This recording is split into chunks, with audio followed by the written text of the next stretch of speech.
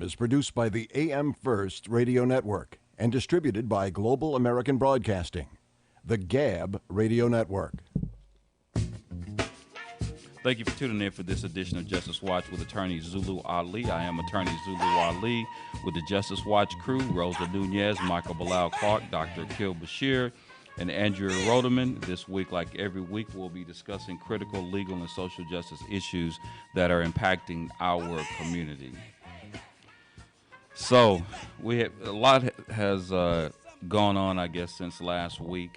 First of all, I think I want to begin by talking a little bit about, I know we had Veterans Day on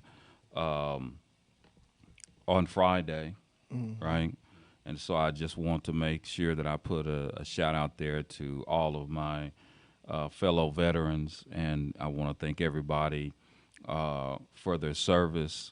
And it's one of those things where, we unfortunately too often do not, appreciate our veterans and appreciate the people who have actually contributed and served this country. I know that there are those who may be critical of service to the country for whatever reason, but I mean the reality of it is that the way I feel, especially for marginalized people and people of color that are very critical of the government, I don't think that has any impact on the fact that we do live here in the United States, and that it is and we built it.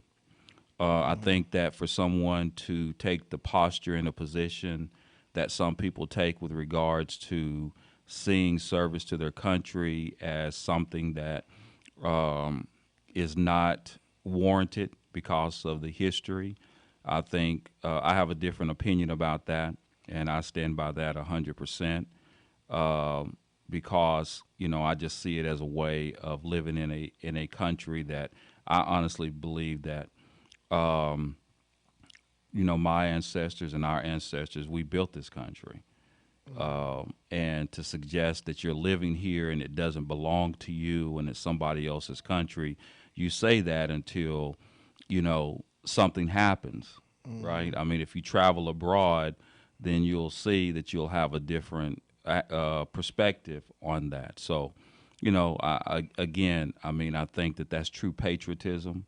I think that patriotism is not about serving people who believe what you believe. I think patriotism is when you serve people who may not even believe what you believe, but you do that, regardless. So for all the especially, men and women of color who have served, and basically everyone who has served. I mean, I want to, to recognize you and recognize all of those who have served. And so that's what I want to put out there. Also, just so that people know who live in the Southern California area, specifically the Inland Empire, we do have a veterans legal clinic that we have on Saturdays on the first and third Saturdays of every month. If you're a veteran and you want to get a free consultation or attend the Veterans Legal Clinic, which is from 1 p.m. to 3 p.m. the first and third Saturday of each month, you can call at 951-782-8722 and make an appointment. And to take advantage of that opportunity. But at any rate, we have everything else going on. We had the midterm elections that went down just recently. What was it, on Tuesday or Monday? Tuesday. Yeah. And then, we had, we're going to have a runoff in Georgia with Herschel Walker, and that's surprising, but it is what it is. I mean, after what we saw during the prior administration, I think that's really surprising. Well, not surprising, I guess I should say. So that's crazy. Then, of course, we still have all the tabloid drama that's been going on regarding,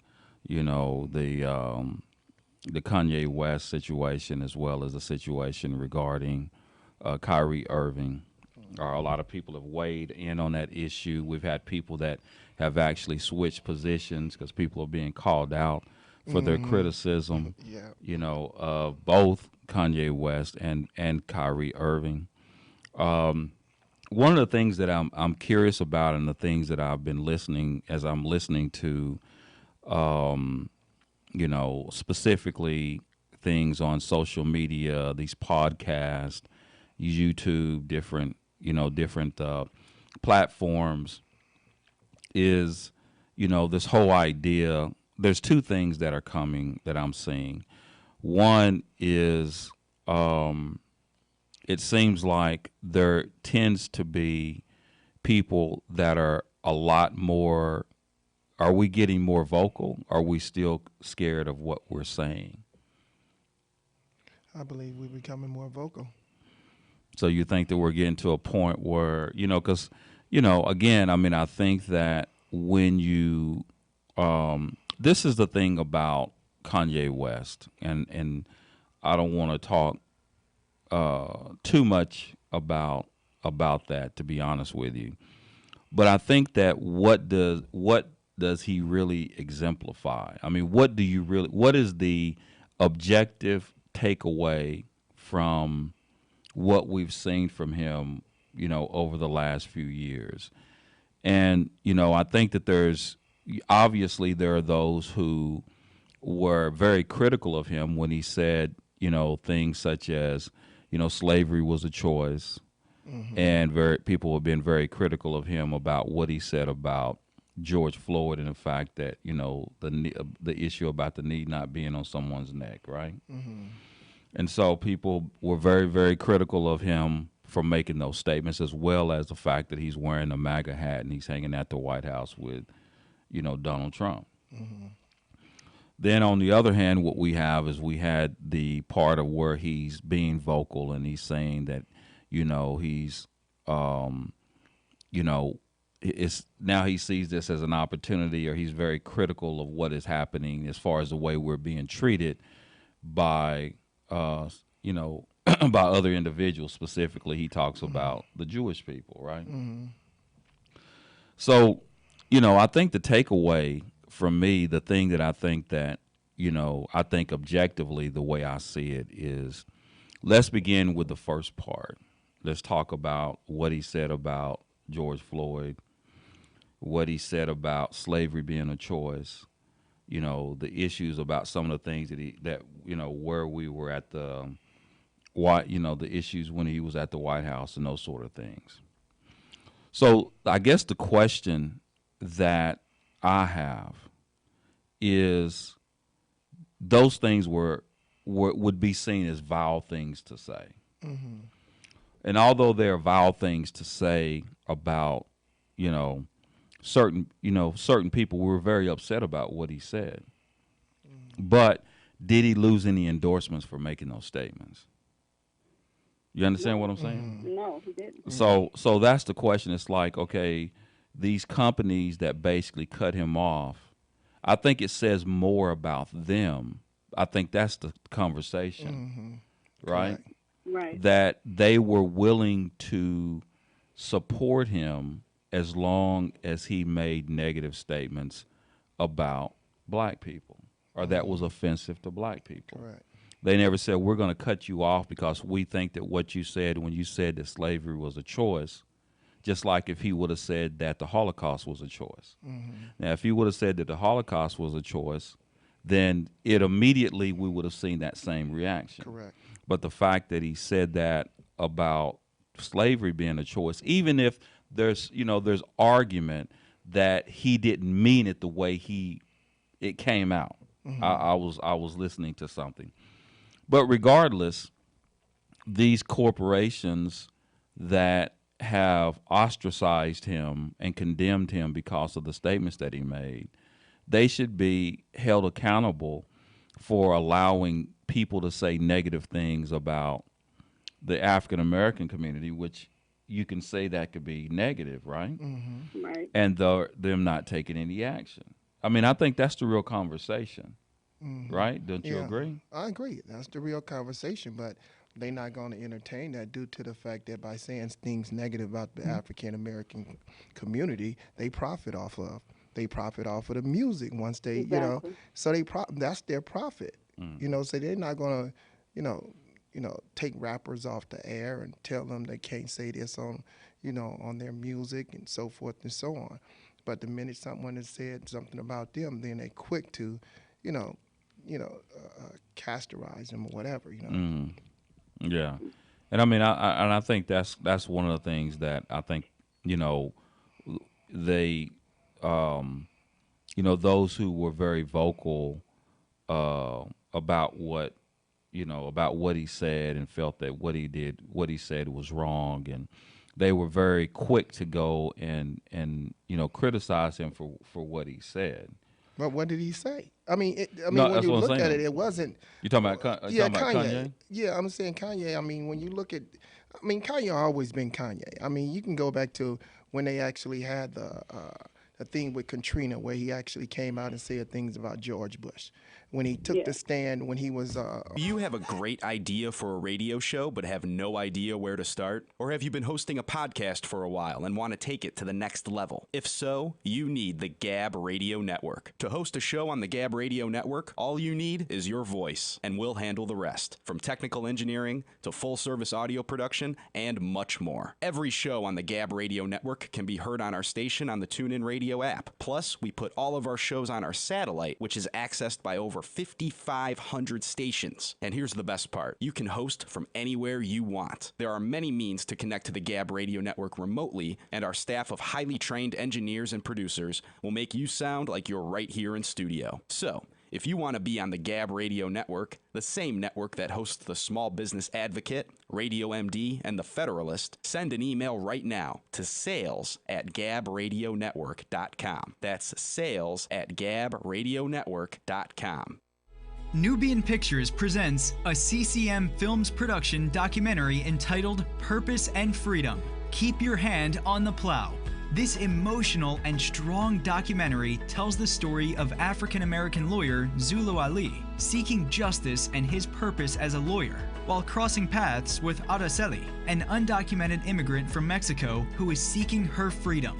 Together, they help discover their purpose and freedom in each other.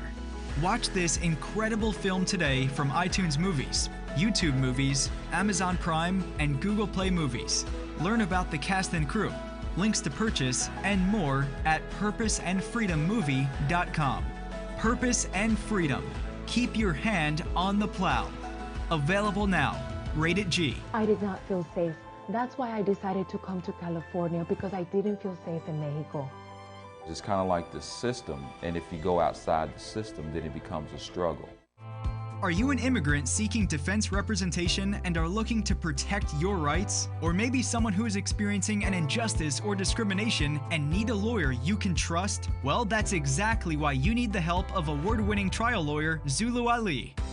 The law offices of Zulu Ali provides immigration defense representation for those seeking justice and looking to protect their rights. If you or a loved one needs professional legal advice and representation, then contact Zulu Ali. Zulu Ali's firm focuses on criminal law, family law, civil and personal injury, and international law. Zulu Ali is a former police officer and U.S. Marine, so you know you're in good hands, serving all of California and immigration cases nationwide, representing victims and suspects at the International Criminal Court at The Hague. Call Zulu Ali today at 888-682-3049 or visit ZuluAliLaw.com.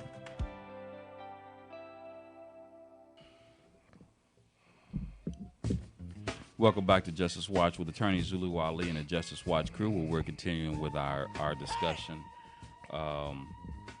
again on the Kanye West and the Kyrie Irving situation. So before we went to the break, I think that we were commenting on the fact that the real question is going to be not necessarily what he said, but I think that the real question is, why did they, choose this moment, or out of all the things that he said, this is the thing that basically, is the one that that he's being criticized for, or that they're actually cutting him off because of a statement that he made about certain groups. However, when it came to African Americans, the same thing wasn't done. And I think the same thing could be said actually for, I don't understand really what happened with Kyrie Irving, to be honest with you. The fact that he posted it, and he posted something that was considered to be, so-called anti-Semitic. But I mean, last week we spent almost an entire show trying to define what's, the Semitic. And of course, as we know, as we look more and more about the term, of course, the Arabs are considered to be Semites. Mm-hmm. And so, I mean, would you still, why is it only a term that is utilized, which is an 18th century term, but a term that's only utilized when you're talking about, let's just say you're talking about the controversy between Palestine and Israel. Mm-hmm. And when you say that if you say something condemning the state of Israel, then you're considered to be anti-Semitic. Correct. But if you criticize the Palestinian people, then you're not. But they're both Semitic people. Correct.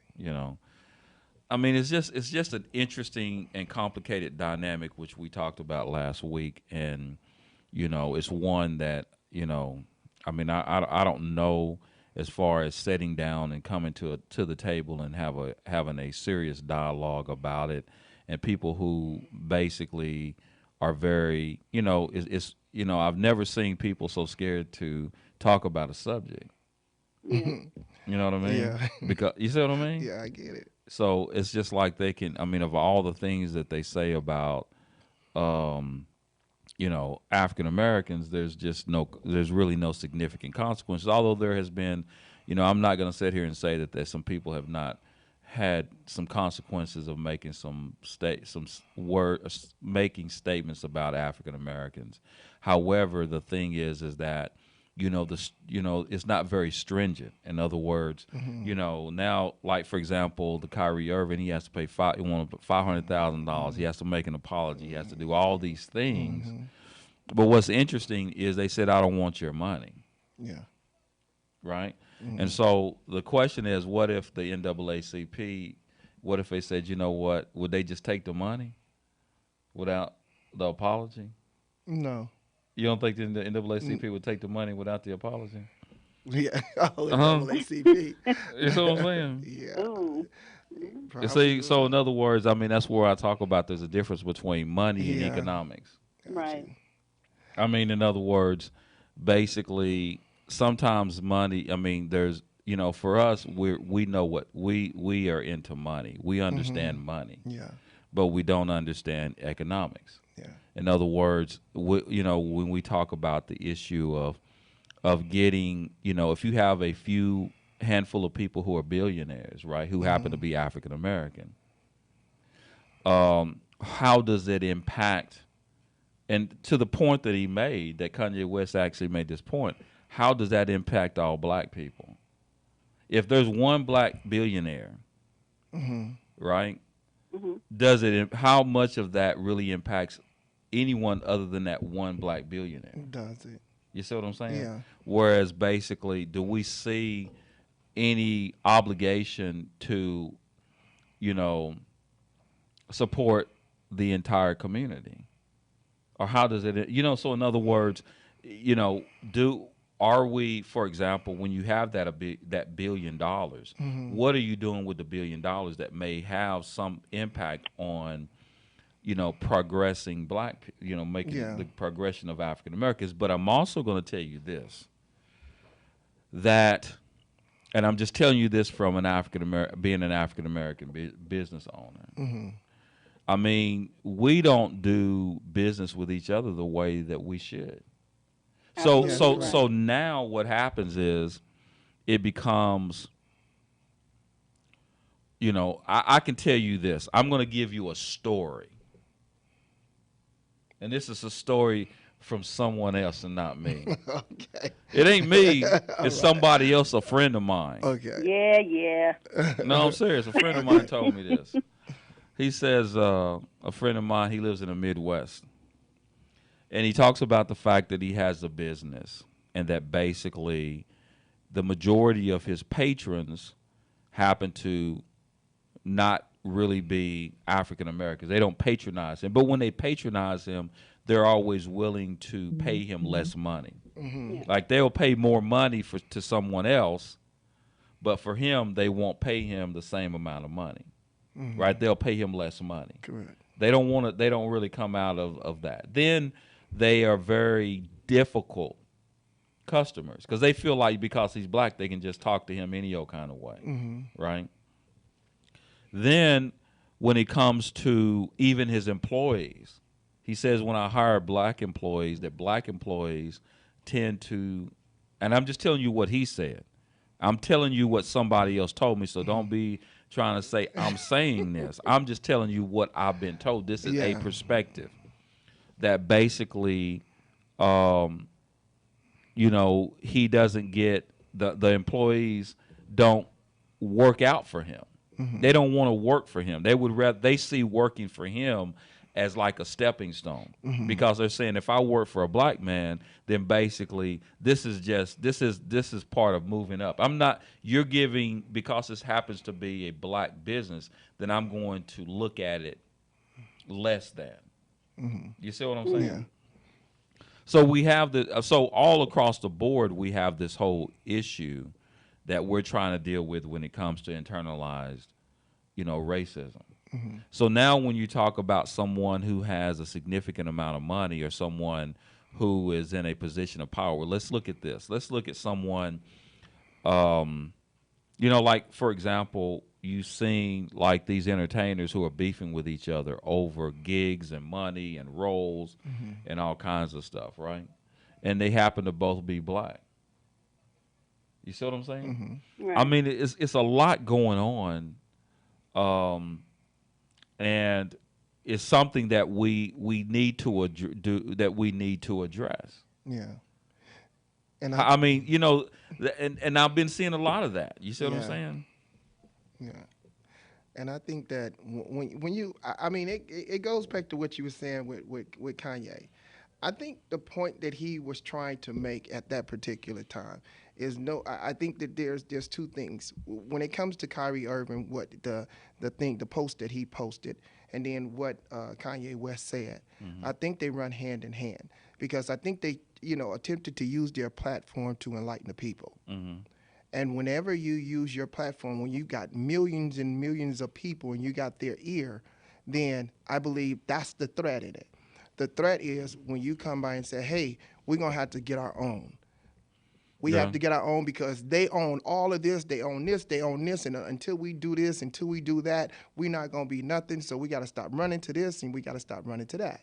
All right, and then on the flip side of it, when you're dealing with Kyrie Irving, he posted up something that was, that would make the people look deeper into themselves and recognize who they truly really are and where they really actually came from. Mm-hmm. And a lot of times with us, when we find out where we came from, once we understand where we came from, it makes us better individuals. It makes us strive a little bit harder. Mm-hmm. So I think in both individual statements or what they post, I think it was a point where they was actually trying to use their platform to convey a message.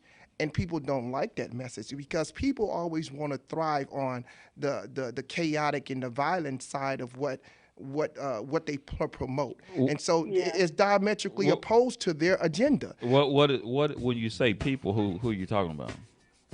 In terms of like I'm saying, when he talked about the Jews, when he talked about who the real Jews were. But when you say the people who wanted to hear, what I'm just trying to figure out who doesn't want to hear it. Hey, we're gonna go through this segment, Joe, without a commercial. Who are the people we're talking about that don't want to hear it? The people that don't want to hear it is the people that capitalize off of the violence and capitalize off of the negativity that they promote through our neighborhood, whoever that may be. It may be whites, it may be Jews, whoever it may be. They capitalize on that. And if I can put something out positive to keep people from doing that, that takes money out of their pocket. I mean, I think that what happens when you're there's some truth to what clearly what you're saying is true as far as there are people who want to capitalize off of what happens. I mean, it's such a complex problem because we have two problems and we have to walk. We have to walk and chew gum at the same time.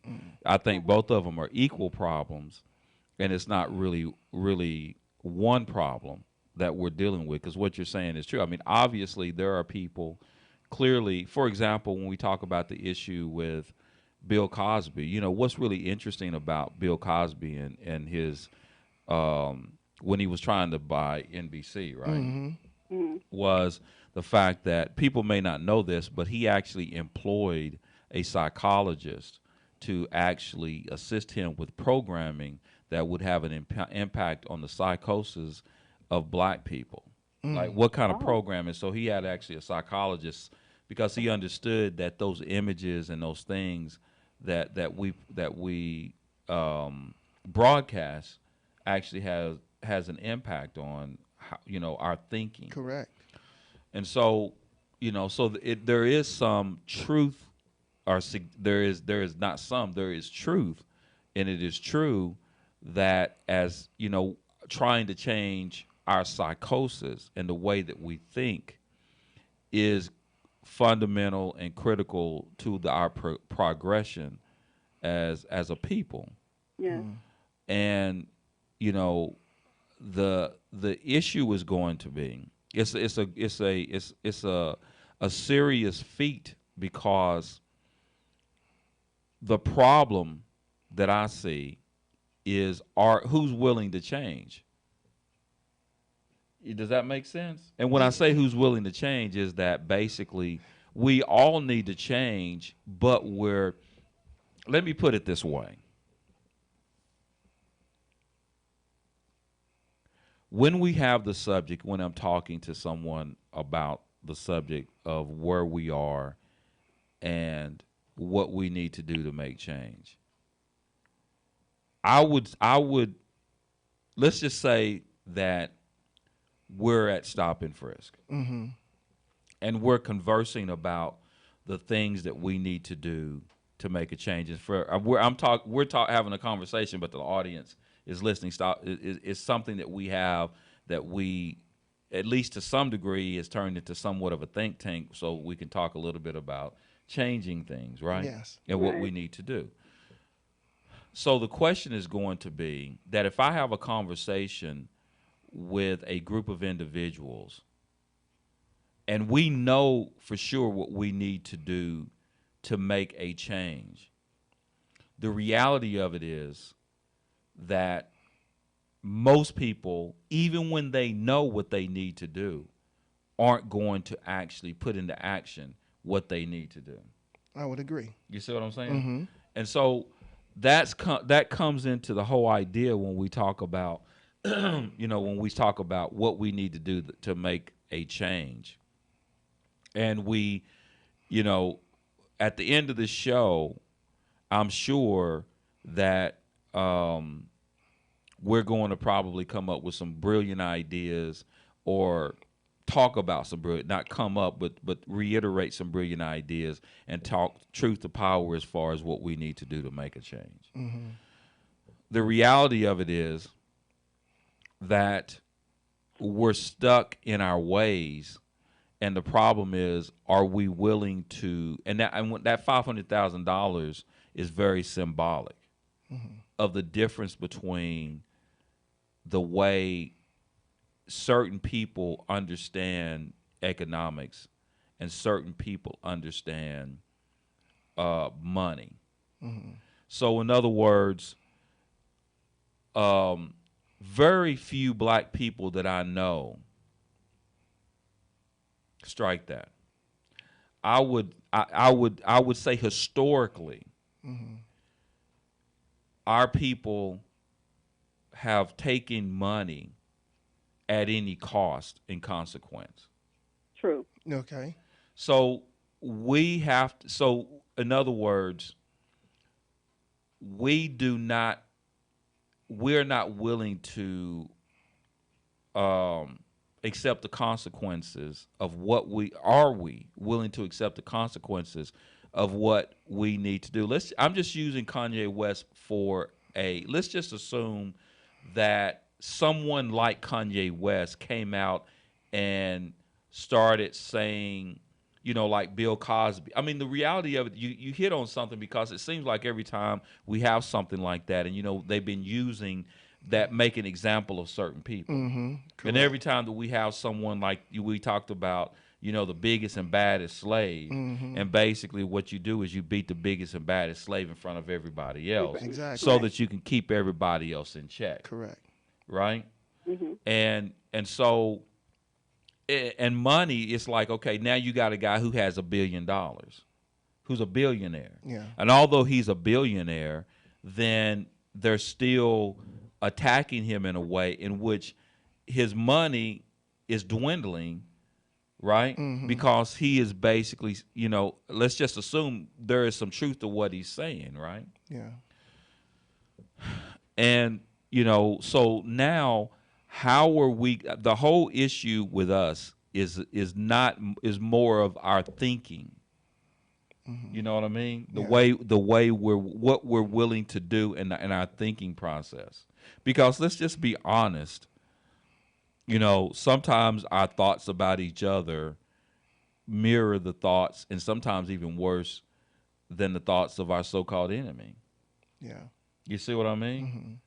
I mean, it's just, you know, I can see why we are in a situation, in a way. Let's just look at the killing, you know, of what we have as far as a people.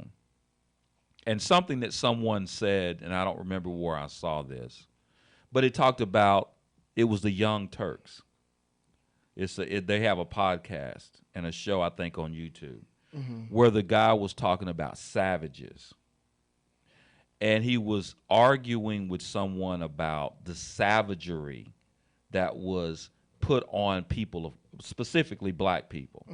Like, there's no history of more savage treatment of people than black people. And he goes in to talk about the raping, all the things, the centuries of going through that, right? Then he talks about the issue about the whole period of the, you know, the Jim Crow-ism, the different type of it, right? Yeah. And, you know, as I heard and as I'm thinking of that, and I'm not using this as an excuse, right?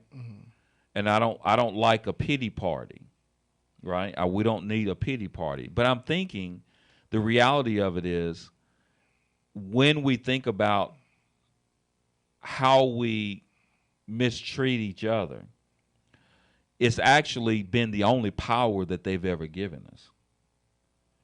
The only power that we have is the power to, let's just say, for example, when you're flossing, right? When you flossing, who do you floss for? When you're in a situation, when you live in a community, let's just say you live in what we call the hood,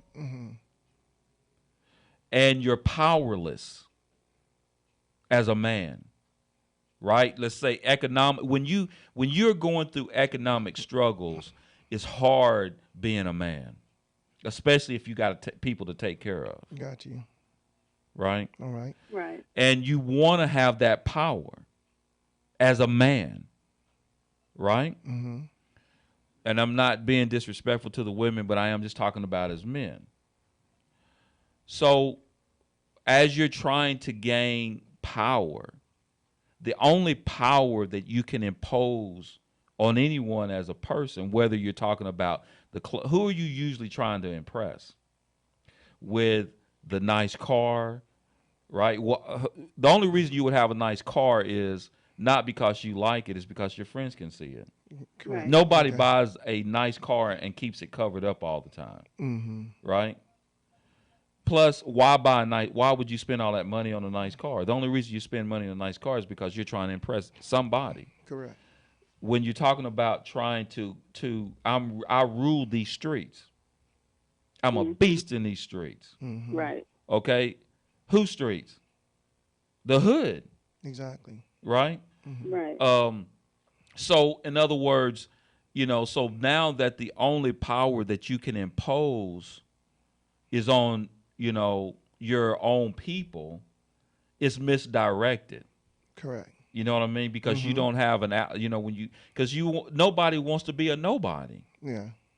I mean, no matter how we can say we want to be humble, that material things don't mean anything. I mean, okay, kumbaya. The reality of it is, that's where you can impose your HNIC. Yeah. Right. You know what I mean? So you can be, because that's why we always brag about being the first black this, the Yeah. first black that, right? Because it's always confined to us and how we can show people within our community that, I'm the guy in charge. Yeah. I'm the only black lawyer to do X, Y, and Z. I'm the only black doctor to do X, Y, Z. I'm the first black person that did this. I'm the first black person that done that. Who are the only people that care about that? Black people. Exactly. Because that's the only way we've only been entitled to assert that power. And human beings, they want to mean something. They want to be something. They want to contribute. They want to, be something. Exactly. You see what I mean? And so now that what we have historically, the only way you can do that, that's why we see so much stuff going on sometimes in our communities, because that's the only way that they can assert, their power to some degree, right? And it's misdirected, and it's savagery has been imposed on us so much that sometimes, ultimately, you can, it reciprocates itself. Yeah, but what if we wake up from that? And that's the point. Exactly. That's the point, is understanding that basically we are in a situation like that, and we as a community need to do that. And basically there needs to be, it's not going to happen in the way it's going to require something that we are not comfortable with. And that goes back to what you saying when you said a while back. You used the analogy. You said that they are the biggest pimps in the game, right? But at some point in time, the person that they're pimping will get fed up, right? After seeing so much, they get fed up. And so I take those individuals who had those platforms like Kyrie and Kanye West at a point where no matter how much money they got, they read into it and they got fed up with what they saw.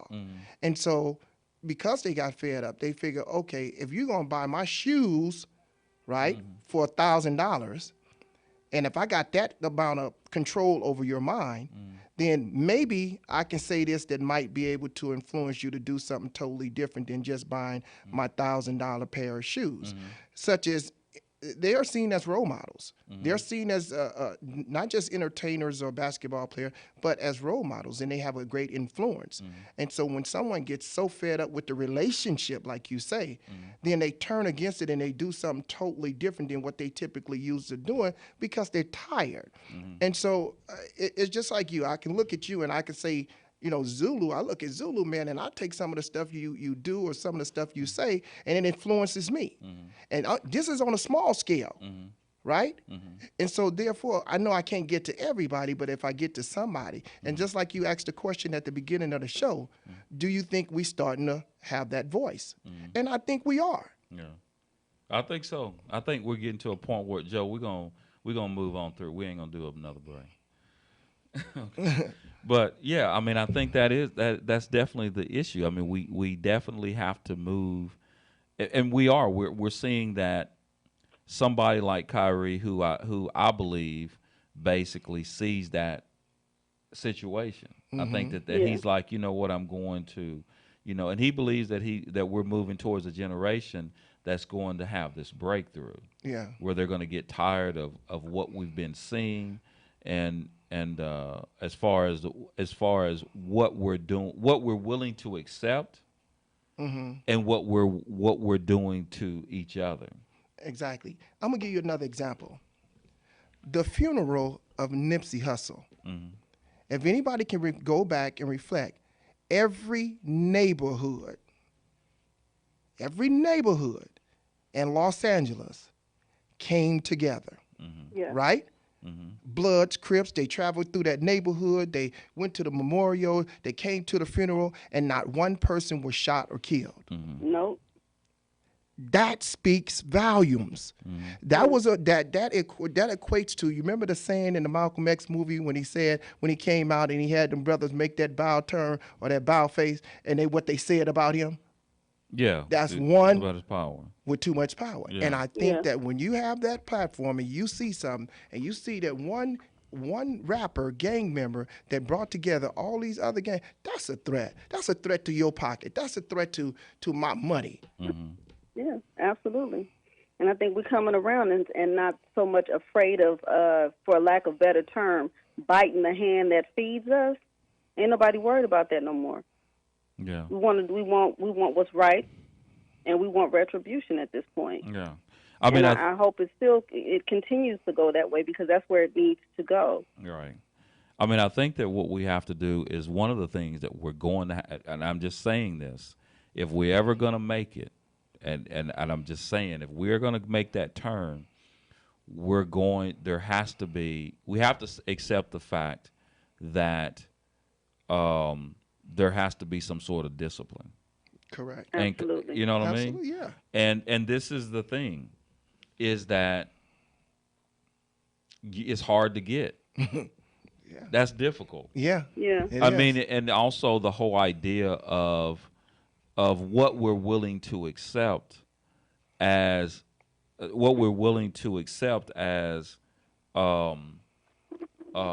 being okay. You know what I'm saying? So in other words, like we have to be. This is what's happened to us, and now I'm going to have these political heads coming back on me as well. In this liberal mindset of accepting everything, and being tolerant of everything, we have to get beyond that, because that weakens you. Yeah. That weakens you when we say, because some things cannot be accepted. There has to be some degree of discipline, and we Right. cannot assume that everything that we do is going to be okay. Yeah. You know what I mean? So and that's where it becomes problematic, because we get pimped by the Republicans and we get pimped by the Democrats. Exactly. Right? And so we're willing to sell some things in order for us to, like, okay, like we're gonna group everything in together. Now, what's good? Like this one minority group, this one so-called minority group, this one so-called minority group. Then we're gonna bring all this together and we're gonna lump our interests with everybody else's interests, and we're always gonna be in the back of the bus. Yeah. You know what I'm saying? And I'm not calling out any particular group, but they use us. Correct. When they need something, then they come to get us. But when we need something, then we can't find nobody but ourselves. Yeah. They're not going to go out of their way. What are we going to get out of this situation? You know what I mean? And like I said, I know it doesn't seem very popular, what I'm saying, but it's the reality of it. We have to begin to start, not accepting things that we've been accepting in the past. Correct. Right. And that's the truth. And the truth is not going to set well with a whole lot of people. No. And there's not going to be a whole lot of people that's going to go along with the flow.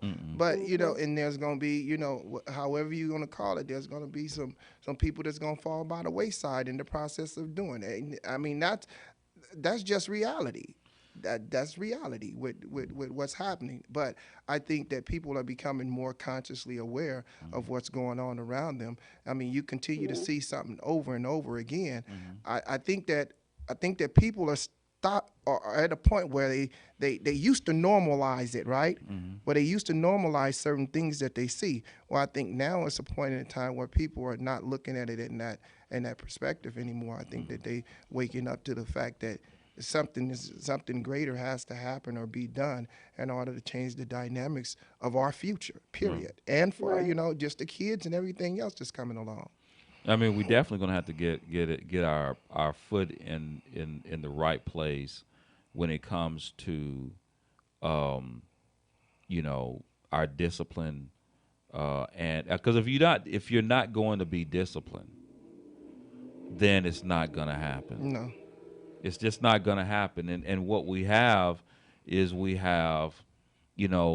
we're not really, we need to, we really need to back up and begin to start thinking about life is not really, in order for you to progress, life is not about what you will do. Life is about what you won't do. And some of these things that we're doing that we've normalized, we got to get away from them. Yeah. Right. Correct. You know what I mean? And so and some of it is funny.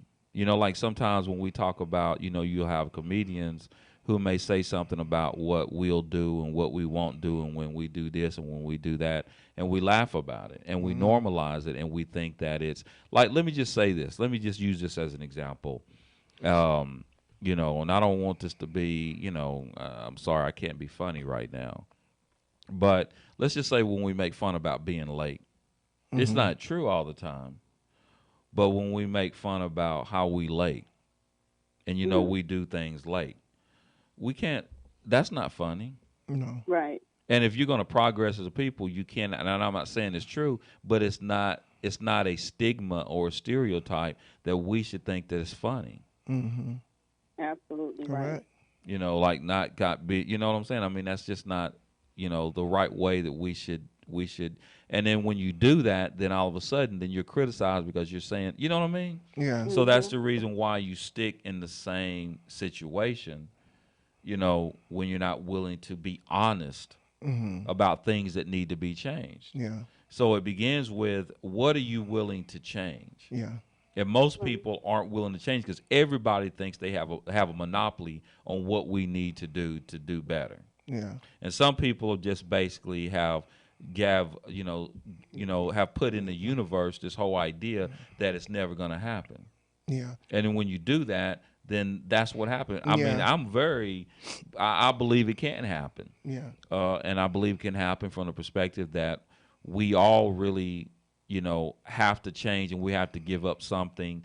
And again, unless we're going to be the HNIC, Yeah. then we don't even want to have anything to do with it. Because sometimes Right. that's the end. That's not a means to end. That's the end. Yeah.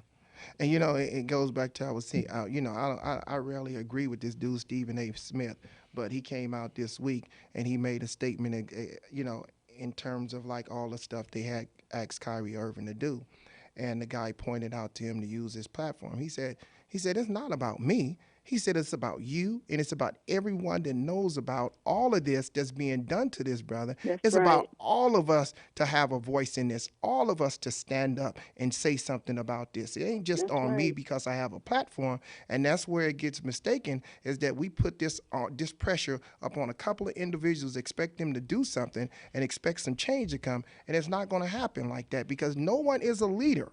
No one is a leader. All of us have to come together and be able to stand up and say something. And as long as we silent about the issue, we're going to continue to accept it, and it's going to continue to come to us, and people are going to continue to do it to us until we say something about it. And so all of that, just sitting back, being keyboard warriors, not saying something about it, not doing nothing about it, we're going to continue to suffer this at the same extent. Yeah, I mean, and then it becomes the issue of like, okay, we don't want to follow nobody else. I mean, if we do put ourselves in a situation where there is some sort of, we have a problem with black leadership because we don't, we feel some sort of way because we don't want to follow this person. Yeah. We always want to usurp whatever situation, they're in. You know what I mean? Right. And so that begins to be the whole problem of power. And the fact that we don't understand, we don't want to put ourselves in a role where we have to answer. We would rather answer to somebody that doesn't look like us than to somebody that looks like us. Right. And that's the way we see it. We always see it as a way that we're always trying to play each other. But the reality of it is a lot of us are playing each other. Yeah. You know what I mean? Yeah. I mean, so and not giving each other, that sort of, we see ourselves through the lenses of our oppressors. And so when we treat each other that way sometimes. Yeah. And we have to move away from that. And like I said, I mean, we have to get back into this whole issue of discipline and the things that aren't acceptable. Yeah. It has to be, We have to have any blueprint that does not require us to change our perspective on discipline and the way that we move and do things is not going to help. Yeah. We got to keep, like I said, like in the other day, like, for example, people that are not African American do bad things every day. It's not like we're the only ones that do bad things. Yeah. Right. You know what I mean? That everybody, these people are doing just as much dirt as we are, and they're not scrutinized in the same way. Correct. But we have to accept the fact that, there's some things that we may have to do in order to progress. Yeah. You know what I mean? And we can't, and we are going to be scrutinized, but we have to stand by each other when we are. Yeah. Like, for example, as soon the media is going to attack someone and we're going to automatically turn our back. Because everybody's done something. Yeah. Nobody is beyond that, being their name being pulled through the dirt. Mm-hmm. If you want to find something on somebody, they had a whole program that, like the COINTELPRO, from syndicated radio program that's sweeping the nation, and you don't want to miss it. Justice Watch with attorney Zulu Ali, the voice of justice for the people.